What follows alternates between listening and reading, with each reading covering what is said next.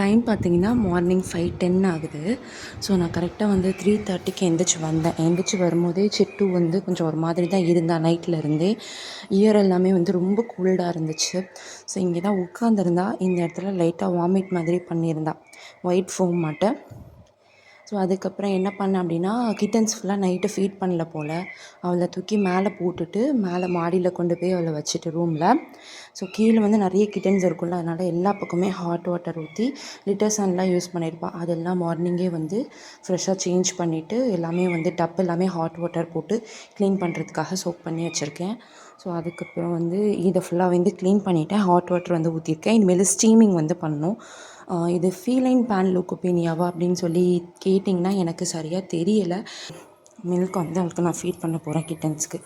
இது வந்து பார்த்திங்கன்னா கேஎம்ஆர், அதாவது கிட்டன்ஸ்க்கு கொடுக்கக்கூடிய மில்க். இது வந்து கவு மில்க் கிடையாது, மாட்டுப்பால் கிடையாது.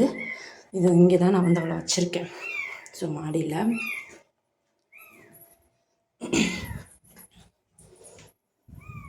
குட்டி எல்லாமே வந்து வெளியே வந்துடுச்சு. ஸோ இங்கே இருக்கா சிட்டு. சிட்டுமா, சிட்டு.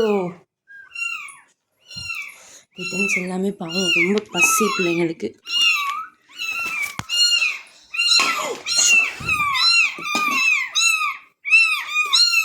எந்த லெவலுக்கு பசியில் இருக்காங்கன்னு பார்த்துக்கோங்க. நைட்டு ஃபுல்லாக ஃபீட் பண்ணவே இல்லை போல் பாவம் பிள்ளைங்களுக்கு.